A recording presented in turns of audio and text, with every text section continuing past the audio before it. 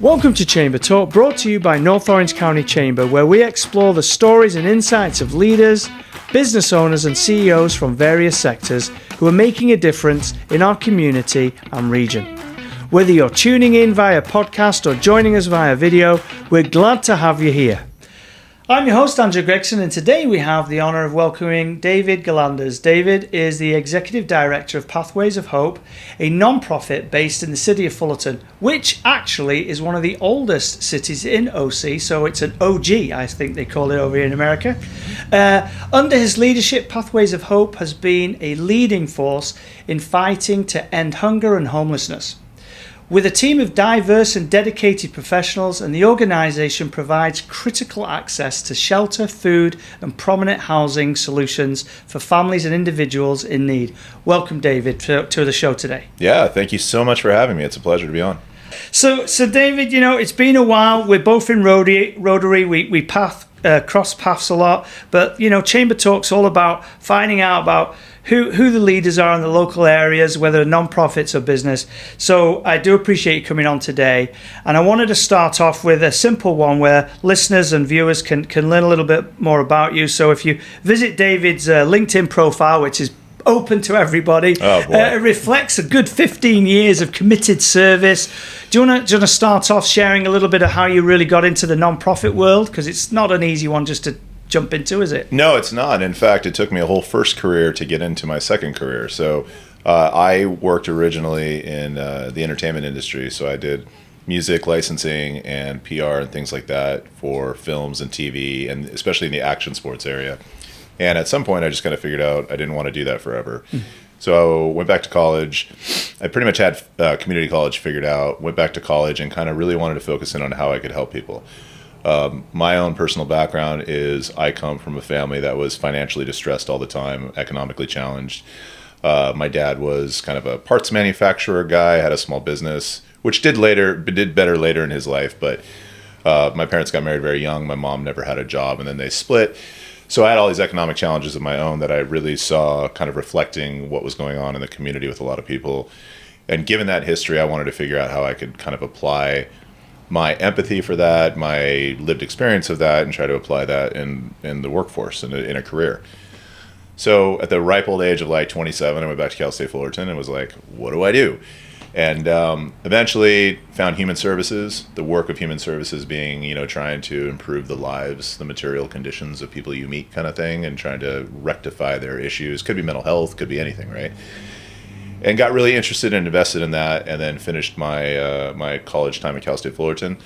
Jumped into this career and have just kind of steadily progressed through different jobs and experiences, learning a lot along the way, doing all kinds of different positions. And then, to cut right to the chase, make a long story short, 2017, I get a phone call. It's from a recruiter who says, would you be interested in this job? It's the executive director for a nonprofit in North Orange County. And before she got North Orange County out, I said, is it Pathways of Hope? And she said, yes. And I said, wow. I'm in, schedule the interview, nice. Get my resume. Because I grew up in the area. I'm from here. It's a personal mission of mine.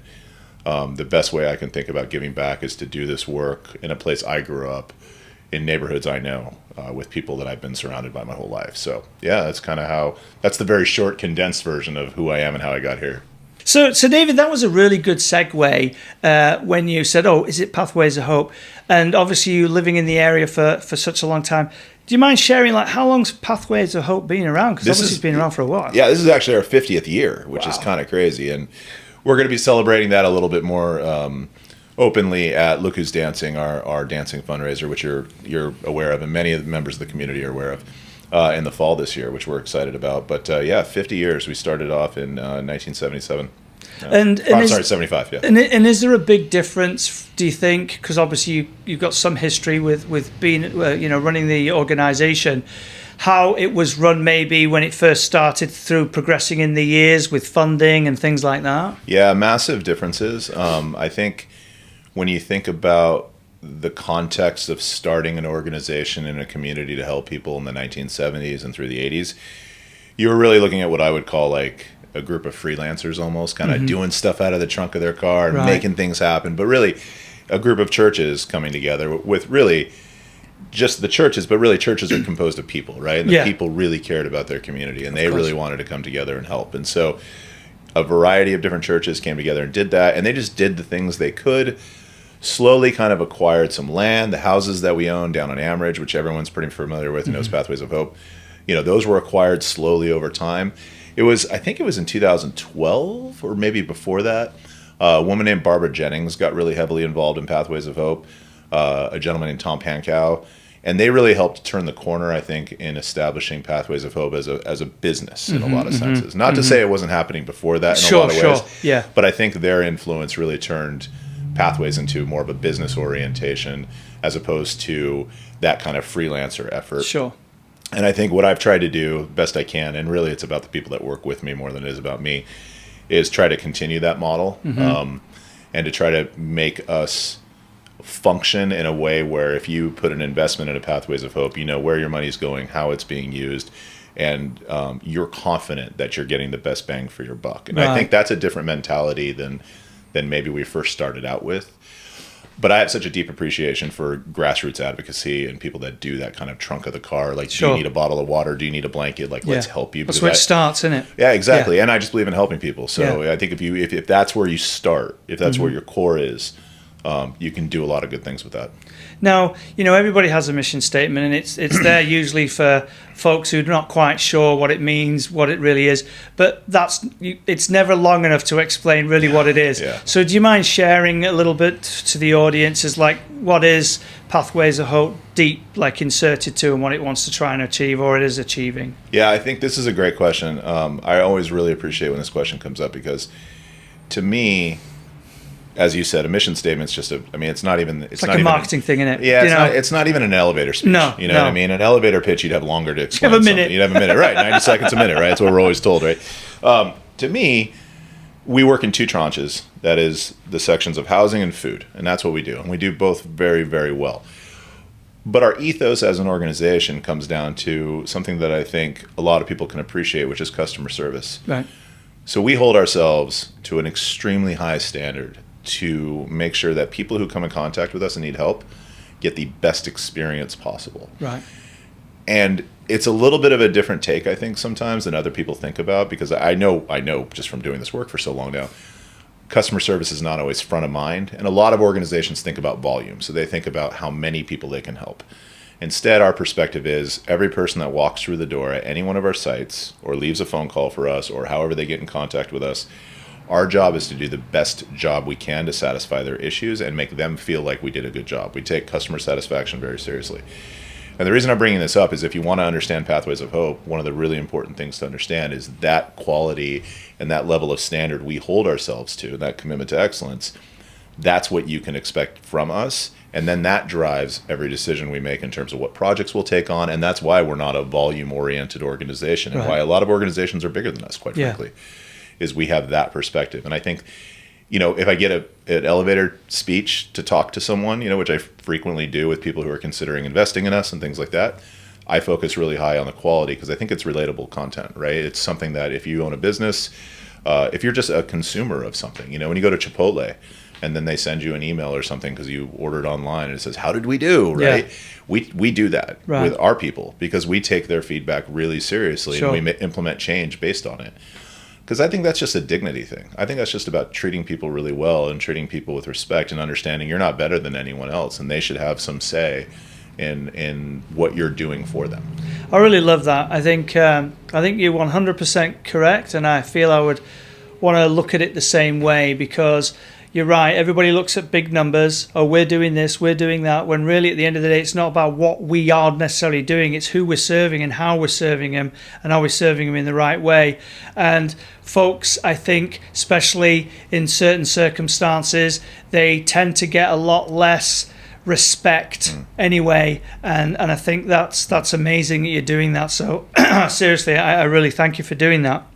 You did mention something there for those who you help. Would you mind sharing about who it is you particularly help?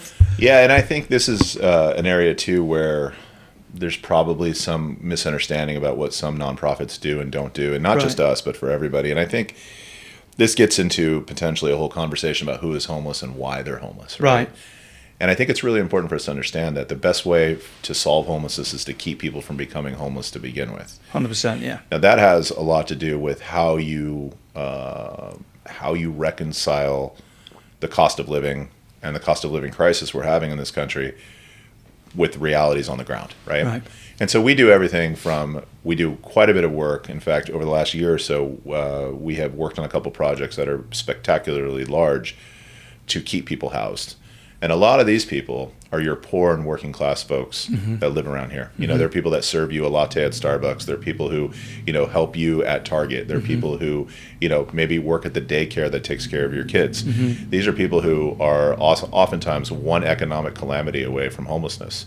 In our field, the way I think of it is, and not just me, but this is how I characterize it, is as the economic backslide, right? So you have one major calamitous event that happens, and you start descending down this path of, I got a 3-day notice, now I have an eviction notice, now this is now I'm staying with family, now I'm staying with friends. Car. Exactly, and then the next steps I'm in my car, which is a whole other issue completely. In terms of like, there's a massive population of people that do that. Yeah. And then, you know, and now I'm in the streets, and now I'm back in a shelter or something. And I've never been here before, and I started up here where I had an apartment. You know? And for a lot of working class people, that's a their relationship with stability is very tenuous. And so that's a real thing that we have to contend with. So we feel very passionately that we have to provide the suite of services, the whole bevy of everything from preventing homelessness on the front end as much as we can, but also all the way through to things like, we have the county's only decentralized permanent supportive housing program for families, which means we have families that we take care of in a permanent housing setting with services included in that and everything that they need. And typically those families have an adult with a severe disability, and they have been chronically homeless in the past. So you can see there the gamut from helping those kinds of families all the way through to helping someone who's just working class and just trying to get by and maybe has an economic calamity. And in between, there's everything else. So it's a massive gamut, but we feel very certain in the fact that we have to have solutions at every post. But interestingly, it's also why I don't think homelessness is solvable either. Sure. So I think that reality ends up being something that you kind of have to contend with when you're seeing it at both ends of the spectrum. Well, I feel that to the general public, when you talk to people, is they immediately, as they think homeless, they just really think of somebody who's pushing a car, who physically is just like that. What they don't realize is, and in fact, this is something that Ronald Reagan had said many years ago, wasn't it? Most people are only a paycheck away from actually being homeless. That's true. And if anything that COVID has taught us is that is very, very true. So, you know, on that point, I suppose the next question is, you know, what types of programs do you lead with, or that you have that particularly help? Because you've got such a big spectrum. You do have the guy or girl who just had a job, like you said, and lost everything, or you have somebody who has been, you know, literally homeless or without a home for some period of time. What do you do with all that? Well, and even another factor in all of that is how food plays a role in that. So huge. You know, you mentioned COVID, right? And so during COVID, a couple of really big things that happened to our organization to deal with sort of people all over the spectrum that you're talking about is our food pantry at the time was seeing about 50 people a day walk in and get food. Okay. When COVID hit on March 14th, 15th, 16th, 17th, whatever it was in 2020, we turned the page, and the next day we had 250 people just stood outside the door. We had to set up stanchions and create a snaking line like you were at Disneyland or something. For people, like getting on a ride for people to wait for food. It was crazy. I mean, we didn't miss a single person. Anyone who came to us got services, got food. But there was that, which was crazy making in its own right. And then on the other end, about a year later, kind of through some of the things that happened, I think the outgoing administration in 2020 signed something into law that ended up funding a rental assistance and relief program for us. That was, I think it was in the neighborhood of like $11 million. And those were people who were affected by COVID that had been way behind on their rent because of the moratoriums that were put in place, but they hadn't been able to return to work. So they had to show us they couldn't go back to work, or they hadn't, or maybe they had just gotten back to work, just got recalled to work, and they were 4 or 5 months behind on their rent. And so we're trying to help juggle all these things and keep people housed. So this is kind of a long way to answer your question. That Sure. it's all of these separate kinds of things. So it could be, we own a family shelter, so we own the building, so we run a family shelter out of this building. We have permanent affordable housing. We have permanent supportive housing, which is, like I mentioned earlier, housing for people who are chronically homeless. We do that for both individuals and the family program I mentioned.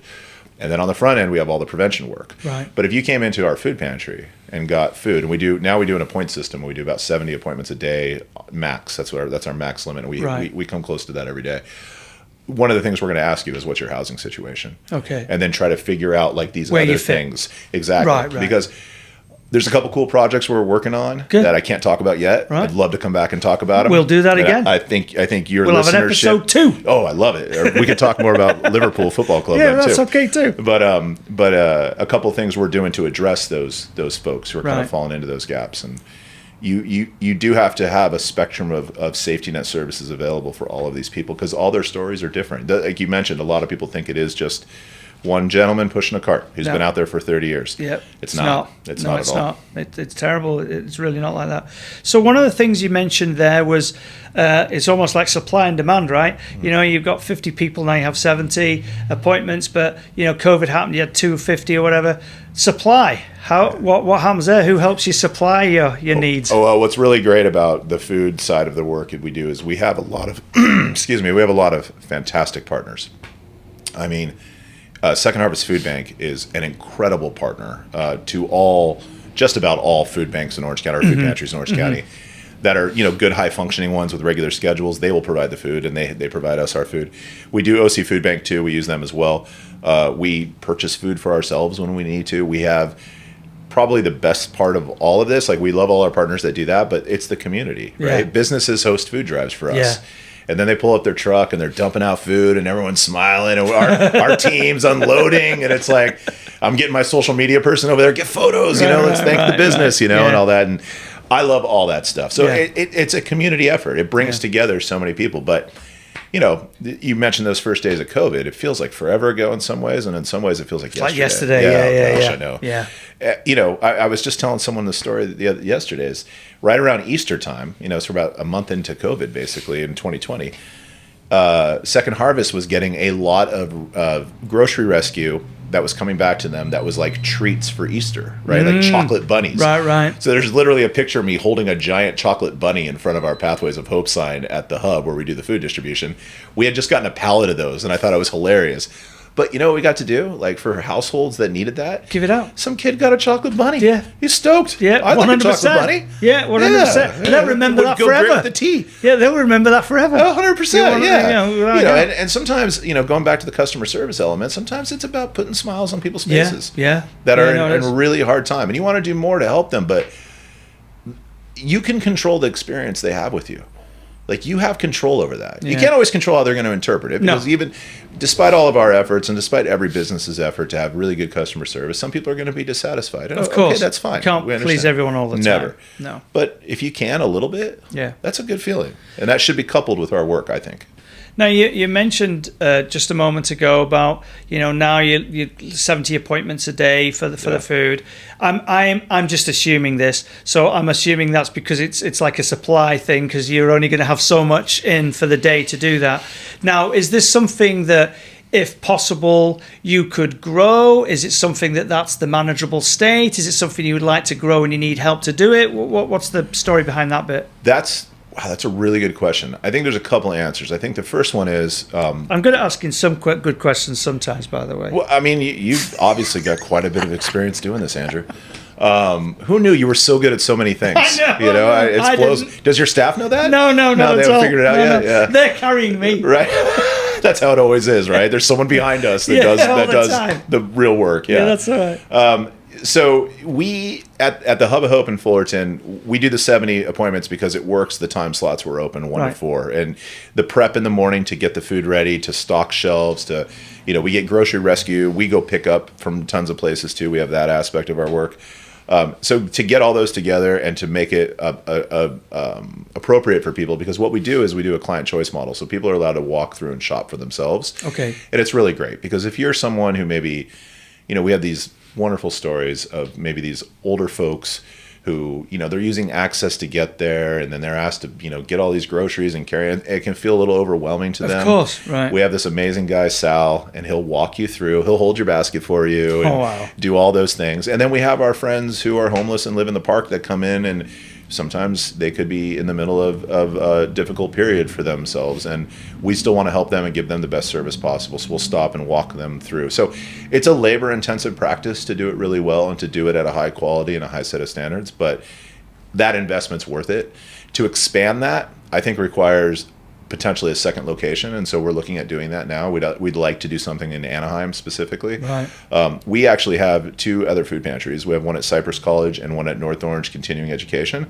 Those are for students only. Okay. But we do manage and run those and stock those and do all the same things we do at the other locations. Sure. But a public-facing one, we'd like to do one in Anaheim. And about a third, maybe even 40% of our people who come to Fullerton are from Anaheim. So they just come over the 91.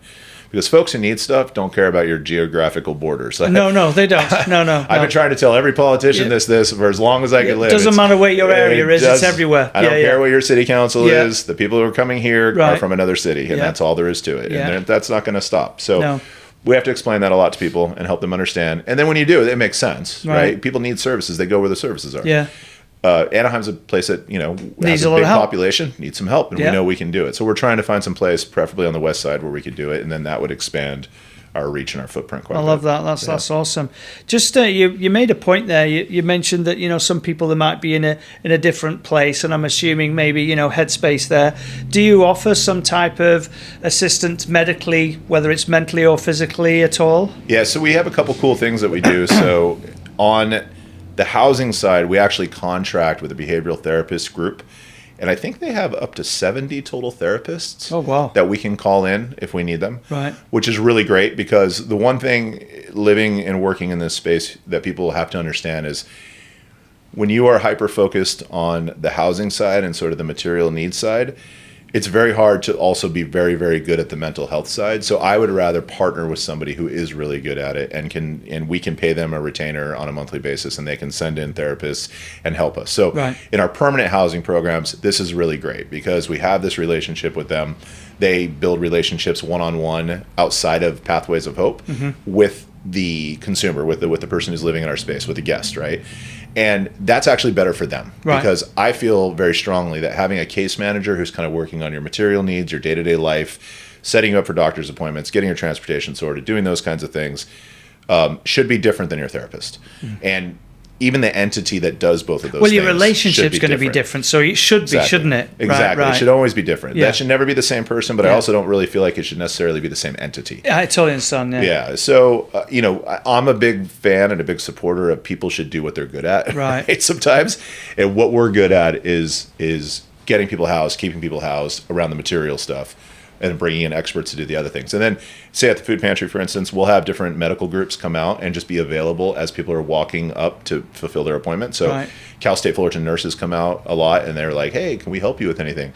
And then the other thing we do a lot of is Medi-Cal enrollment. So we're very interested in making sure that the people we serve have Medi-Cal and have food stamps, have Cal Fresh. Right. If we can do those two things, we're making progress with people, and we're getting them things that they need. That's awesome. So with everything that you're doing, and of course with you having this sort of level of client relationship and service, how do you measure your success? Because now you're looking at, like you said, everybody goes by numbers, right? So easy to do that, but this is a different type of level. How do you measure that? Yeah, it's funny you say that. So I feel like I keep having to say that because you ask really good questions, and I have to pause for a second. That's okay. And contemplate, Andrew, that's really the meaning of all of this. Well, we are sort of like advertising Pathways of Hope today. So you yeah, are on point. I mean, that's nice. I like that.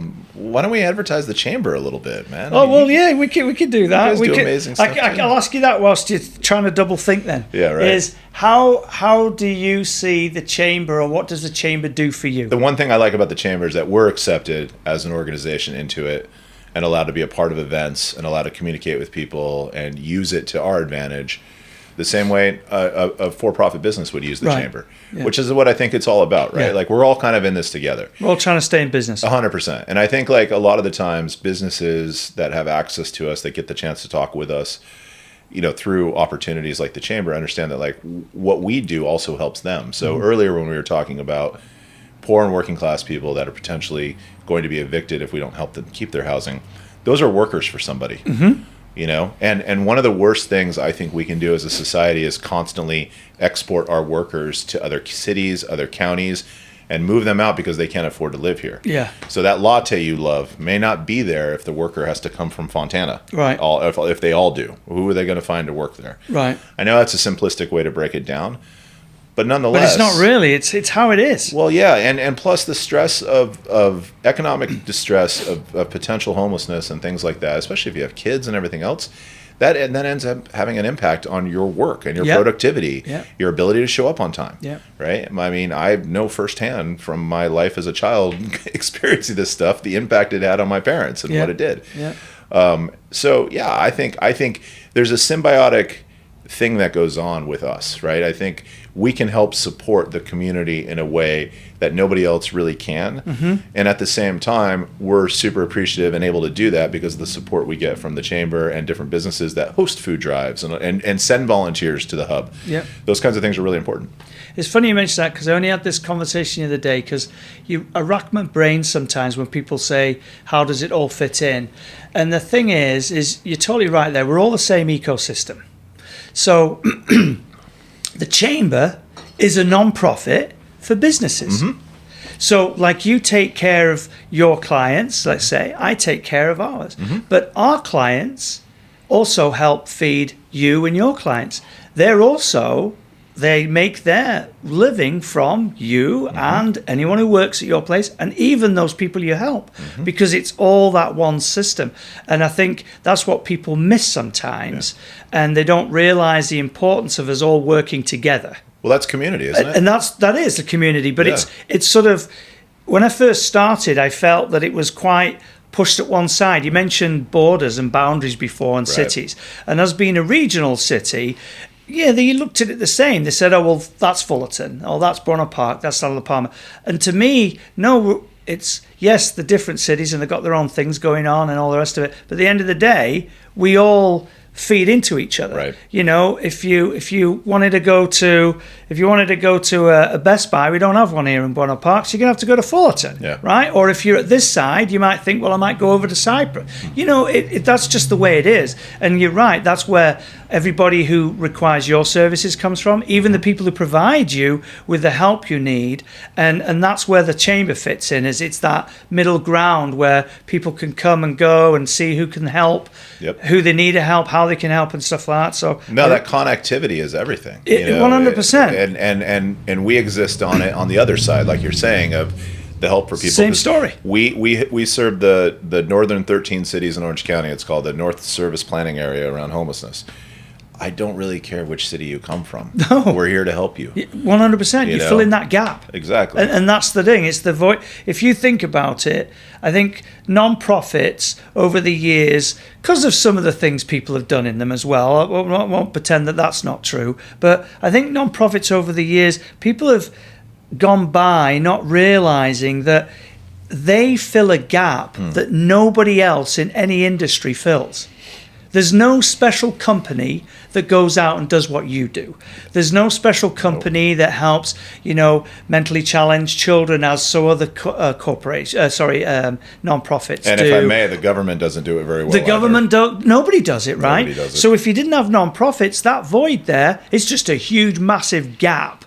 And that gap needs to get filled. And how else are you going to do it? And at the same time, it's frustrating because we are definitely still a Band-Aid. 100%. Right. I talk all the time very openly and freely about how we are not going to solve homelessness under the current sort of socioeconomic stratification of this country. It's not set up right, is it? It's not. And it could be. Yeah. We could make choices to make it that way, but we choose not to. Yeah. So provided those conditions continue, we will have a job doing this piece of the work because the problem's not going away. I just saw something yesterday and I commented on my very open LinkedIn, apparently, that you can go and look at. I think we're friends on there is why you could see that. But now I'm going to get stalked by someone who's going to get angry with me. I wanted you to get some more friends. You need some more people. Yeah, I do need more friends. No one likes me. But one of the funny things, or not funny at all. One of the tragic things I saw, but it's funny in the context you're bringing it up, is I saw a Voice of San Diego reporter talk about how and this is San Diego obviously,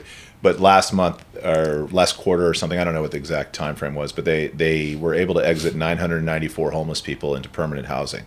That's an amazing number, right? 994, almost 1,000. That's huge, right? Like, think about that for a second. No, that's not funny. Imagine 1,000 people lied outside your door, exactly, and you just found housing for everybody. And guess what? Now they're housed. And by the amazing. way, the recidivism rates on people who get into permanent supportive housing is very low. So almost everyone will stay housed. They're not going to go back to homelessness. Right. Here's the problem. They've seen where they were, and they don't want to do it, do they? Well, and they'll try, and maybe there's more help. It's up to good. Well, here's the thing, right? And so I want to get to the other part of my point, but I'll say this.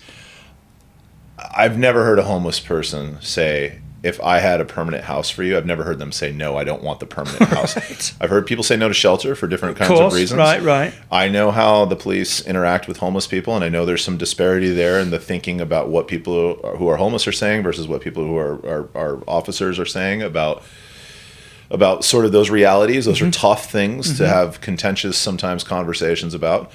But I've never heard someone go, if I have keys and a lease for you, right, and you're not going to be homeless anymore, I've never heard someone say no to that. Right. So when people get it, they tend to hold on to it. Yeah. Now, there's a lot of services that have to come with that. The guy you were describing earlier pushing a shopping cart, if he's been doing that for 20 years, the ongoing trauma of having been homeless and sleeping outside, because just so we're really clear, right, being homeless is essentially a 24-hour day of survival every day is about surviving to the next day. 100%. And so when you have that's a lot to undo when you get somebody into housing. So there's some work to do. A lot of times some shelter stay is really important to kind of stabilize and then move someone on to housing, right? And it's not just usually you hand that guy the keys and go. Yeah. There's some build up into it, right? Yeah. But the funny thing about that San Diego article is, despite the 994 people that got housed, which, again, unbelievably high. Yeah, it is. 997 went homeless, meaning they actually had a plus so really it was differential. just a counterbalance. Yep. Oh, my God. So when I talk about... So what did they do? They kicked the ones who had a home out and filled it with the ones who didn't? It's crazy, for a number game? Or no, I think just that tenuous relationship that poor people have with their housing stability, it's a churn. It's a constant churn, and it never stops. Yeah. LA County used to have some statistic. I'm going to quote this, and the number might not be right. It was from a few years ago, but it was something like every day they were housing something like 56 people that were chronically homeless into permanent housing. Oh. So, they were getting people from, the Midnight Mission or some shelter or some rescue mission or something, and getting them into housing, and that would create flow for someone who's on the street to go into the shelter. So they could chart all this pretty carefully. Yeah, it's just a whole process. But the problem was 75 people were going homeless every day because of the economics of the situation. It's really hard. It's hard for poor people to keep housing. Very hard. It's funny you mentioned that it came across my mind very quickly there. But when you mentioned there about how it could actually be, it'll never be fixed because nothing can 100% fix. But it could be a lot better and it could be a lot more effective.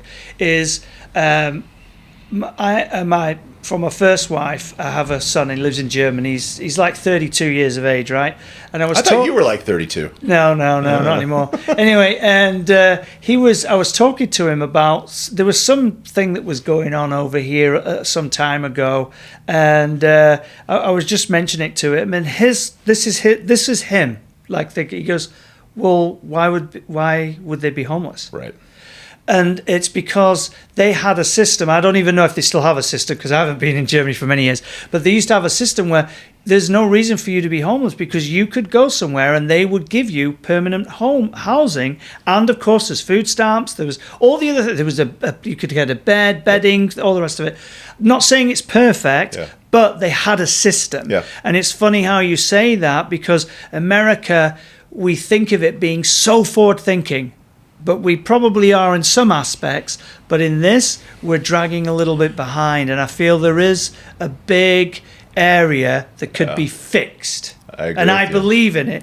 And I believe in it also because every time I personally see somebody who's homeless, it immediately takes me back to how difficult it was when I was in the army to live out in a field for a couple of weeks. Yeah. I hated it. Right.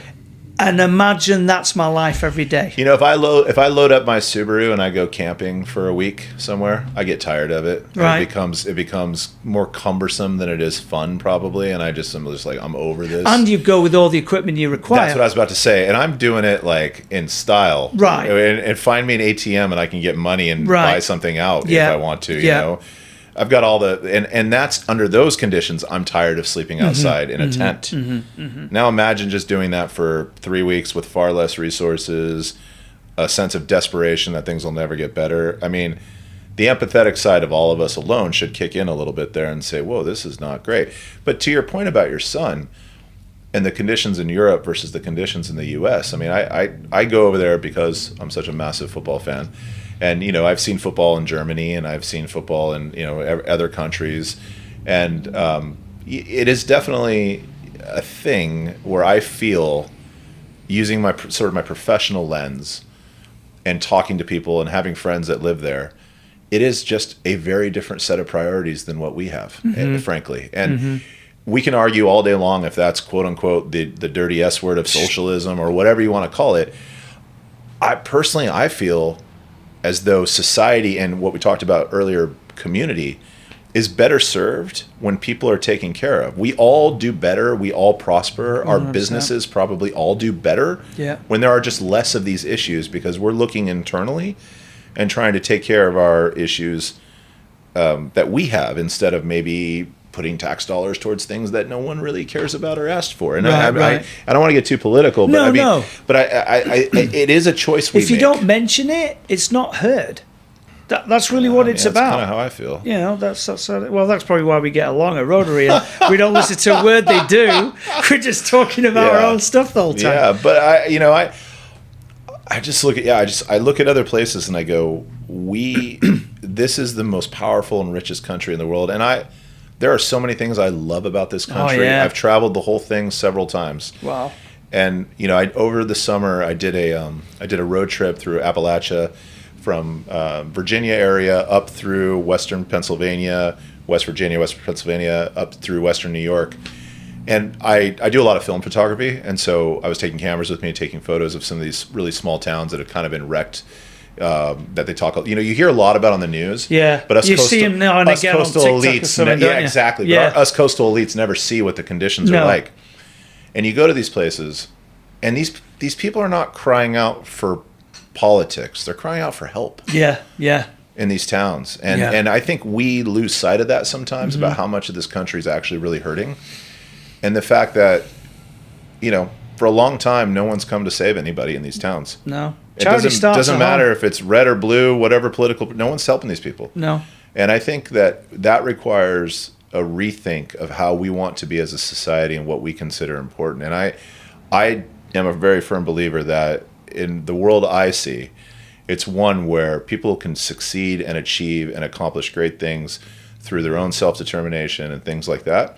But it's also one where we take seriously the idea that all of us are in this together, that community is a very real thing, and that supporting the weakest of, the least of these, as the Bible says, right, is an important factor in having the kind of society that I want to live in, and the kind of place that I want to be a part of. And I have 2 kids that I want my kids to understand. Right. You know, I have 2 kids that are very privileged because, you know, their father has done fairly well in his career and things like that. Yeah. They're not having the same experience I had as a child. Right. But what I want them to take with them is the idea that we know we have this. Yeah. We know we're good.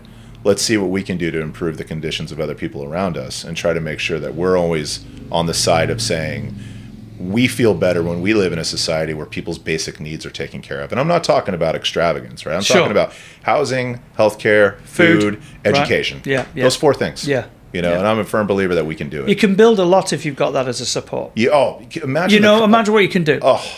Imagine the country you can have. Yeah, exactly. The place you can have. Imagine how far you would advance. If I just don't have to think about those things. Yeah. You know, you go to, I love Canada. I've been there 4 times in the last couple of years. Was that the 52nd state now? I'm only messing with you, sorry. 52nd. So what's the 51st? I don't know, 51st. We just take Guam finally. It's not territory anymore. Yeah, no, but I keep joking Joe with that because he goes to Canada. So funny.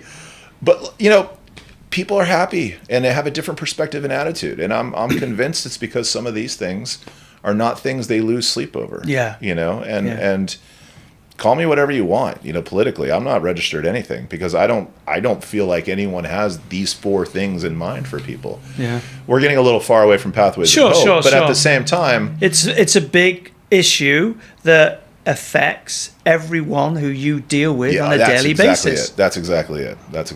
Everyone. Not even those who you serve. It's the people who serve you. It's your staff. Everybody. It's yourself. It's something 100%. That affects us all. 100%. And that's one of the main reasons why we wanted Chamber Talk, is because it's a talk about what's going on. Yeah. There's no fact of anybody's telling us whether we're right, wrong, or indifferent. It's just this is what we're seeing in our world. It's funny. I was telling this story the other day. I practice jiu-jitsu. And so you look like you do jiu-jitsu. Thanks. You do. I've only been doing it for 15 months or something, but I love it. I'm totally just like it's. You're already a black belt. You got yeah, right. 9 more years to go. But it's a really good thing for my mental and physical health, and I love it, and I love the people. But what's interesting is the people are such a different cross section of society. Everyone is. We have all these different stories, and then we spend hours rolling around on a mat in our pajamas together, right? Which ends up creating all these really great spontaneous conversations. And I kind of try to keep politics out of the gym, and knowing even what other people are into, because maybe clothes they're wearing or things they're saying or whatever. And I don't care. Like, none of that matters. But I had this really great talk with one person the other day. He was talking about who he voted for and why. And when I say this, you can guess who it was. He was saying that I just wanted change. Like, I don't think society is working for anyone, and I want to see change, right? And so he says that, and then we have a talk about what we think change is. Well, he has a parent that's wholly reliant on a medical system that's broken. And he doesn't see either political party helping that person. Right. So he wanted change because he's like, I'm desperate. Like, at this point, I just want to pick. I just want something to change. Something to change. Because from change, something else will change. Exactly. Right. And when I talk about like Appalachia, those people need change. Yeah. And so it's interesting. I think, and I always want to like talk about positives in this stuff. We have way more in common than we think, than we process. Like, it doesn't matter who you voted for as much as it is about what you want for you and your family and your community and those kinds of things. Yeah. And most people everybody's probably going to do the same. Yeah, similar, somewhat, right? Close enough, really, to kind of be on the same side. The question is like, when do we as people kind of sort of coalesce around? Well, work on that. Yeah, work on that. Exactly. Coalesce around those ideas and start to kind of bring some change that would get us across those finish lines. Yeah.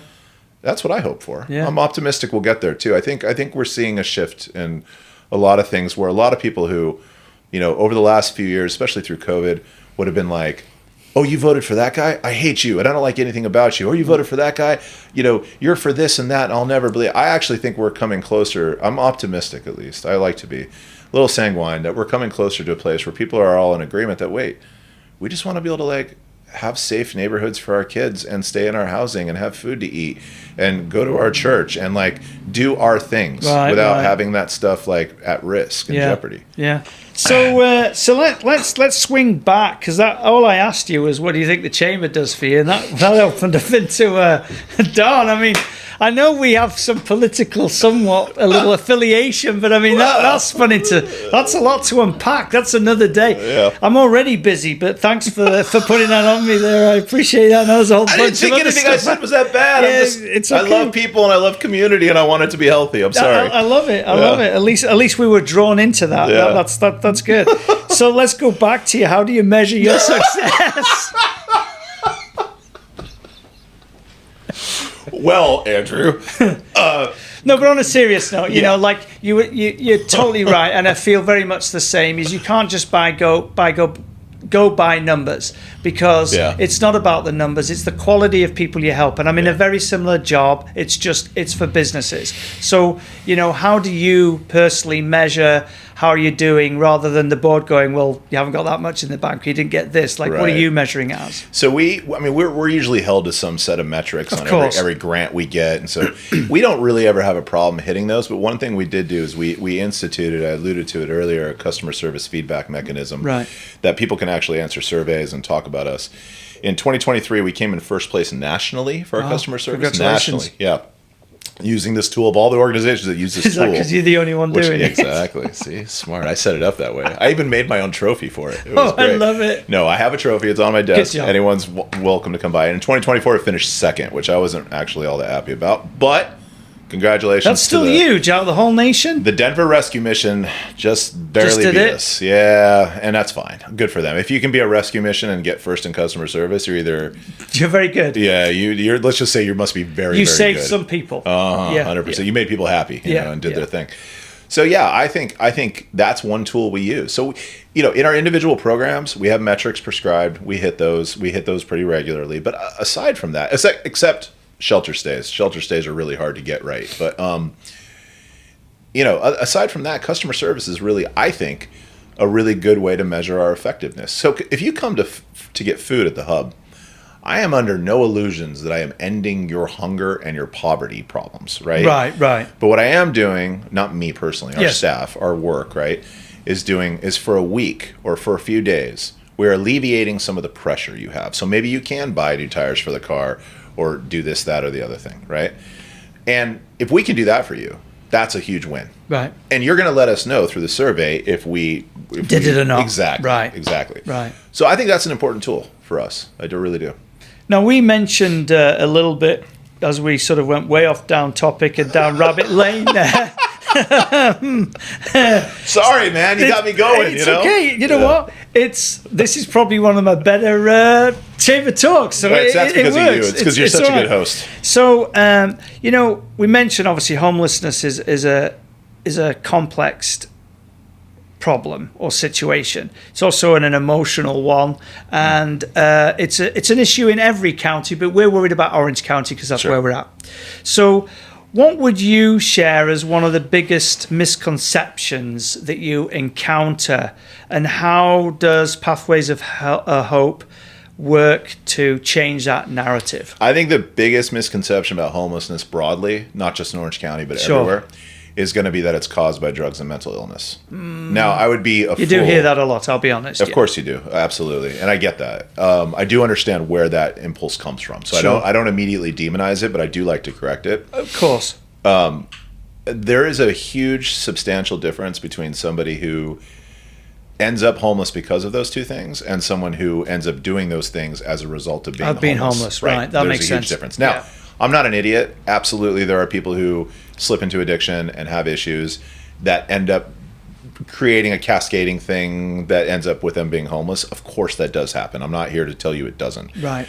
But I will say, by and large, the number one contributing factor to homelessness is economics. And I think what I would want to see from a paradigm shift from the general public who maybe doesn't work on this issue as intimately as I do, is I want to see a paradigm shift where people understand that fact. That economics is the reason people are homeless. It's an inability to pay for the rent of wherever they're at, or it's some kind of domestic violence issue that ends up being a spur. I used to work in domestic violence before I did this, so that can be a spurring incident into homelessness. I'll give you one really quick example, as quick as I can do it, at least, as you're learning. It's all right, don't worry about it. People will remember listening to this when the river trail, the Santa Ana River Trail was a long homeless encampment for miles, right? Yeah. I heard a story from an outreach worker, so I'm going to tell you it's not a first-hand story, but the outreach worker I don't think would lie to me or change any of the topics, about a guy who was a school teacher. And the guy had a home invasion at his house and was shot in the head, right? And survived, okay? But he had absolutely debilitating headaches and brain problems as a result. But he was relatively young, and there was no long-term care facility he could go to, not necessarily any family to stay with. And so what do you do when you can't work anymore as a school teacher? You can't afford to pay for your house, and you're probably just living on disability at this point. And then maybe you're getting Medi-Cal, so you're able to go to the doctor for things, but that doesn't pay the rent. So what happens? You end up in a homeless encampment. Right. And that was what one of those people were. Wow. And so traumatic life events, things like that, economics, you said it's a complicated problem. It's the most complicated, simple problem in the world in my mind. Yeah. Where the primary spurring thing for most people's homelessness is going to be economics. All right. Well, on that point, because economics is part of my world. Of course. One of the things that we've just literally done is I've reached out to every government official who is official in this area that we have, and I've asked them if they can help us with any type of funding, because what we want to do is those people who have their own little businesses that close just like that and could quite easily be living in the cars, we want to help them stay in business. Yeah. Whether it's helping them get more business online, whether it's just they didn't know they needed to do this to leave the doors open, whether anything it is. And so really we're starting to go down a very similar path as what you already have established, to be fair. I can really appreciate that. I live in the Orange Circle, so I've lived there for 25 years, my wife and I, and we've seen a lot of small businesses come and go. And a lot of the times it's really good people that are just struggling. And and especially during COVID, right? And I always wonder, it's like if they just got a little bit of help comparable to maybe the help that we can just provide someone to stay housed. Right. If you could get a little bit of help to those people to stay in business. Keep going. Could that help? Because I mean, for all the economic injustice I see in the world and the problems that our folks in particular, the people that we serve have, a lot of small businesses are in a very similar thing, and we should embrace small business and want to really push and help small business. Well, you see, they're also the biggest employer. Yeah, exactly. You think about it. Each business, like there's 70. Sorry, beg your pardon. There's 69,000 small businesses in our region. There's 78 businesses total. Yeah. So that means small businesses, 10 to 1 employees, 69,000. That's a big chunk of that, right? Now that's 10 to 1 employees. So if each one of them only employed 2 or 3 people, those 2 or 3 people are staying home. They're staying housed. They're able to do all these things with the kids because they're earning money. But when they drop off, not only does the owner go, but then so does the employees, and it's a knock-on effect. And the reverse knock-on effect is if those employees are having a lot of difficulty that the business can't help with, because a mom and pop business, small business, helping an employee who's having a financial crisis due to a medical condition or a car breaking down, it's really hard to expect the business to step in and help. They can't do it, yeah. But if we do it as Pathways of Hope, yeah, that then helps the business keep their employees, and the employees show up on time, and then they continue that productivity for that small business. So. Yeah, I mean, I love that we're having that conversation, because everything aside from what we talked about with politics and all that stuff, that's just community. It is. It really is, and that's what it's all about. It's all community based. 100%. That's what it's all about. So I'm happy that we're talking about it, to be honest with you. So another part is policy related changes, right? And obviously there's loads going on right now, like every day, right? Yeah. So what are the goods, the bads, and the things that are keeping you awake at night right now regarding all that? And this could even be to do with funding. Has funding been cut? Is it, whatever it is? I'm a big believer in the idea that he who worries before it's necessary worries more than necessary. Mm-hmm. So I don't spend a ton of time being hyper concerned about things that are not immediately impacting Pathways of Hope. Right? So what we've seen so far in terms of federal policy is we have seen some unfortunate things that have happened, cuts at HUD in particular to staff that are really important to actually supporting our work in the field. We have some real unknowns in terms of how funding from HUD is going to work in the next couple of years. There was a New York Times article today about some changes potentially to block grants for states, which on one hand, I live in California. Mm-hmm. Like, I actually have some confidence that we would probably do some good if we got block grants. I do worry about other places that maybe don't think as progressively on the issue of homelessness or as actively about it, or maybe just sort of are in line with best practices. Mm-hmm. So we have seen some things that have happened. Nothing right now materially has affected our ability to do our job. What I will say is a lot of what is happening, I feel, is distracting a lot of people from staying focused on their work. So we do have a lot of people that I come across who are worried about the what ifs. Right. And this could happen, and that might happen. And that's all true. Yeah. I feel like, again, I can't worry about that stuff until it is happening. Right. The best I can do is keep us hunkered down, focused on our mission. We're a pretty financially solvent nonprofit, quite frankly, if I'm being honest, and part of that's by design. We have good stratification of our funding, which means just a variety of sources. So if one thing took a hit, we could potentially cover our bets with another, or we could just stay focused on other projects, but it's spread out pretty well. Yeah.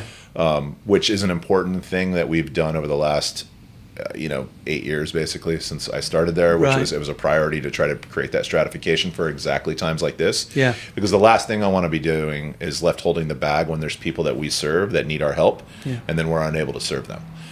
So that's, for us, I think I'm approaching it a little differently. We actually we saw really early on in sort of this administrative change where a lot of organizations were hyperventilating publicly about what was going on. And I don't disagree, again, that there is a lot of unknown, and we should be somewhat fearful about potential things. Not fearful. I'm not fearful, but I'm paying attention, right? Sure, I've got my eyes open. What we did is we actually took someone on our staff and said, you are now in charge of interpreting what goes on and talking to the executive team at our work about it, and we will then make decisions about it. But what I want you to do is come to meetings and be able to address the things everyone's talking about out there, and then we process it appropriately, and then determine what needs to be told to our board of directors or our staff, right? And the reason for that is we were getting, people were sending around links and starting to get excited about things that could be happening or might not be happening, could affect us, might not affect us. And that's just not healthy. Too much. It's just too much. It's not healthy. We have a job to do. There is someone at 1 o'clock every day who shows up at the hub for their first appointment. Or there are people living in our shelters or people living in our properties and our permanent supportive housing who every day wake up and they need something from us. That's got to be our focus. Important. That's got to be our focus. If we get distracted by everything else in the world, it's not to say you shouldn't think about it or you should do this. Sure. But we have a job to do. Yeah. And that job is for, the people of Pathways of Hope. Pulls you back into your mission. 100%. That's what I always do. 100%. If it's getting too much, I just read that book that was written in 1893 and I read the mission statement they've got and I go, all right, that's what I need to do. That's why they did it, right? That's it. So you mentioned something there which was interesting because, obviously, I would say I'm very grateful that I've got the opportunity to live in California. I think we're very... Everybody was not going to agree with me, but to be honest with you, yes, we do have terrific sunshine. It doesn't rain very often. We do have to deal with fires and earthquakes a little bit, but still, I think generally we're very lucky to live in California with everything else going on. And we were sort of talking about, there is a potential fix there, but is there anything that you've seen in America that is a positive, staying to the positive side of things, that other states may be doing that we might look at that could help California even further with this situation we're in? Denver has a homeless consortium that is experimenting with UBI, and it's actually direct cash assistance, so DCAs. I'm really interested in it. It is interesting to me because all of the research, research in homelessness is a really interesting thing because I think people get really caught up in it and pay too much attention to it.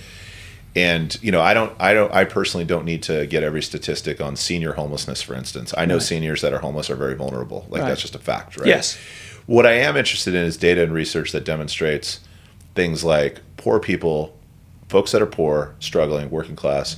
When you give them money, they almost, to a person, tend to spend it on their basic needs. They don't spend it on, what I think some of the, I think especially, the Clinton era welfare queens and stuff like that. I mean, that was just, that was a complete mischaracterization of how poor people, it's really insulting to them. They get money, they spend it on the rent, they spend it on food, And this program is actually proving that. I'm really interested in California's potential capacity to experiment with UBI. Being the 7th largest economy in the world, there should be some kind of appetite for it. And I think as far as we've gone down the track of housing that's not affordable, and quite frankly, the state not doing enough to address that issue and to address that. I mean, they've done some things. I'll give them a lot of credit. Density bonuses and things like that we can do to build more housing. It's still not enough. And I am interested in working on things on the other side, which is income for people. That's an interesting experiment to me that's happening. They're doing it with people who are already homeless. I actually want to try that with people who aren't homeless yet and see if we can alleviate more homelessness, keep more homelessness from happening by doing something with universal basic income. So driving back into Pathways of Hope, and also a little bit of your history there. I noticed that you'd done a little bit of lecturing at Cal State Fullerton, and then also for UC Irvine. You want to share a little bit about what beautiful things you share to all the young people there? I really love teaching. It's a lot of fun for me to kind of exercise a different set of brain waves, I guess. At UCI, I teach in the extended education work, so it's certificate program around nonprofit work. So hopefully leveraging whatever experience I have and hopefully being decent at my job, I'm able to impart some knowledge about how nonprofit management works, working with your board, working with different stakeholders, volunteers, basics of fundraising, basics of finance. When you're an executive director or CEO or whatever, being a generalist is really important. So having a good amount of knowledge of everything, but I obviously can't do what my finance director does. I have no idea. I can't even log into our software. But that's why you're not the CFO. 100%. That's the job. I'm the generalist, right? Right. Those kinds of things are cool. And then at Cal State Fullerton, I'm really privileged and happy to teach there because I went to school there. So It's important to me. And North Orange County is my home. It always will be. No matter where I travel, this is my home. And so to give back there is really, really good. I teach a survey class on homelessness, so I do feel like I know a little bit about that topic. Right. Students have really interesting transformational changes in their thinking about homelessness. I guess maybe I'm spreading too much propaganda or something, but it's fun to watch them go from sort of a nascent, sometimes naive or just uneducated. It sounds harsh, but just not knowing a ton about the basics of homelessness all the way through to really, I think, having a comprehensive sort of 360 worldview of the causes, the solutions. Is there a way to end it? Things like that, I think is really fun. And then I teach some nonprofit related stuff up there once in a while too. So. Well, I love knowledge is power. And when you share experience, it's almost like you're passing that experience on to somebody else, and that's what makes people better. So I think that's a great thing. Yeah, one of the things jiu-jitsu has retaught me now as an adult is to really appreciate learning.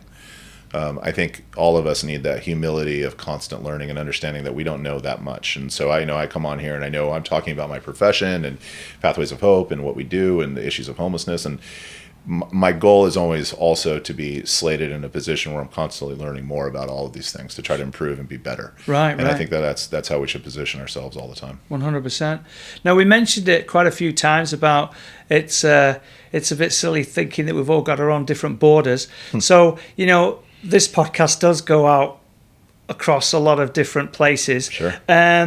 What message, because the people who can make some decisions or help us all here really are local politicians. They're the electeds who work on city councils. Yeah. What message would you like to share with them? Because this is definitely a good spot to do that. But be polite.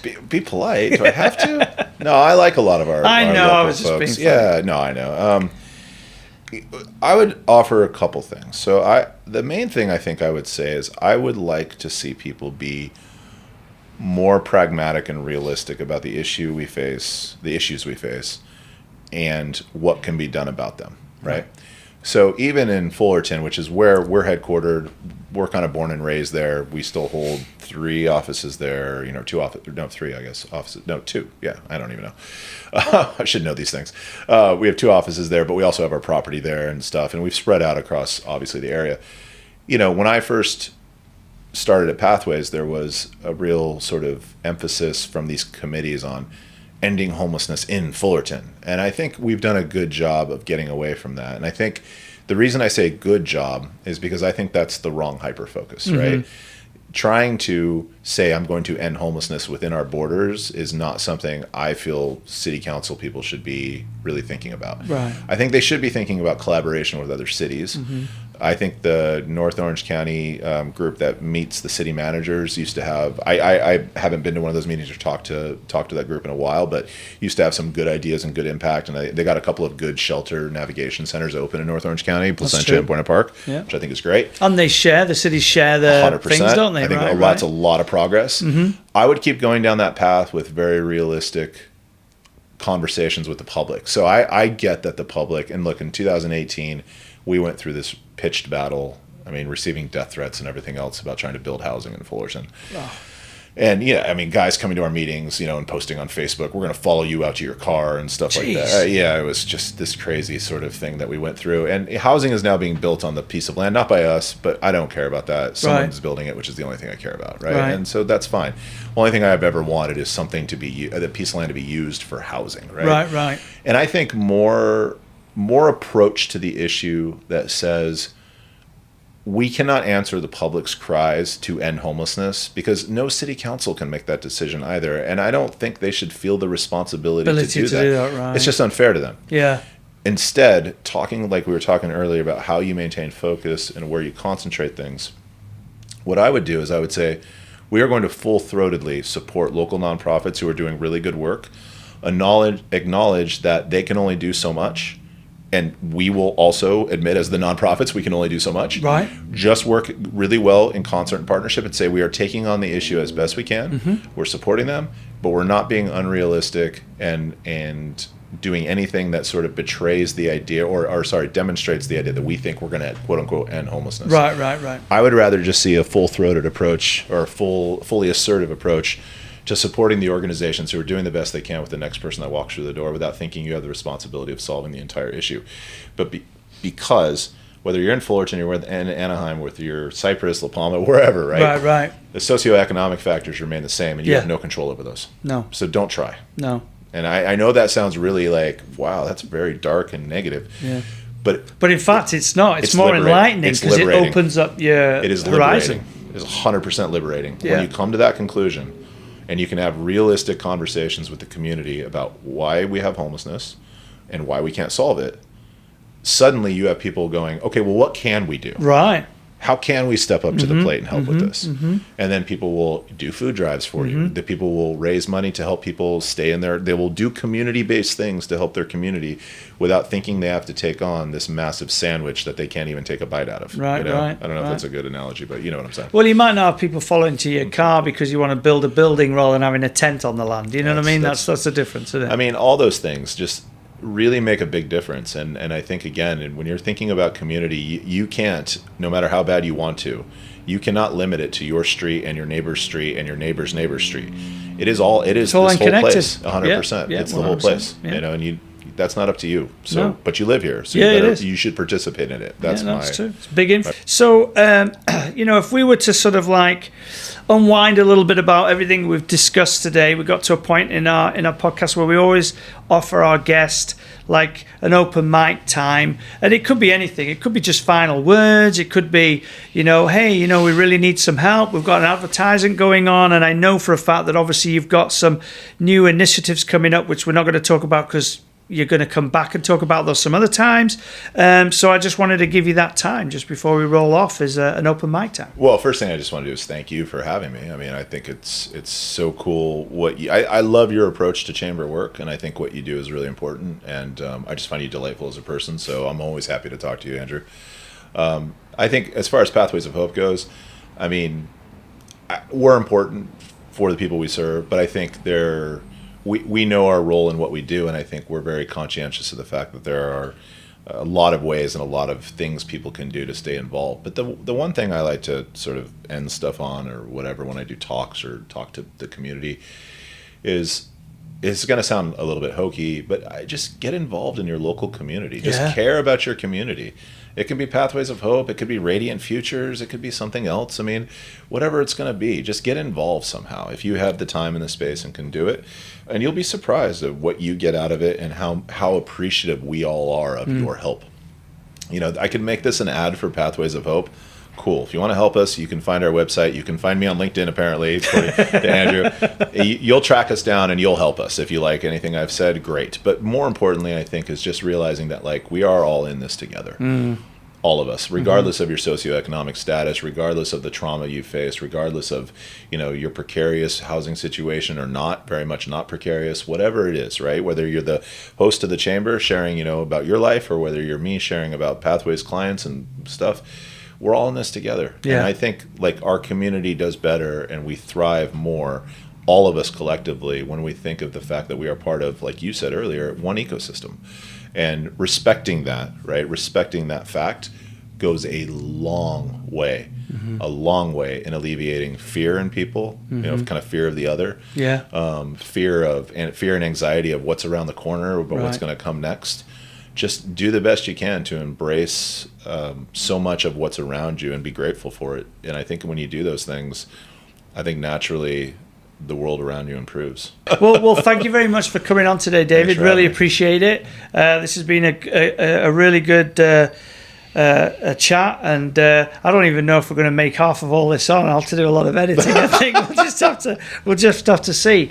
For those of you watching, listeners, thank you very much for spending the day with us and listening to Chamber Talk. If you'd like to catch more conversations with leaders shaping North Orange County, head over to chambertalk.podbean.com.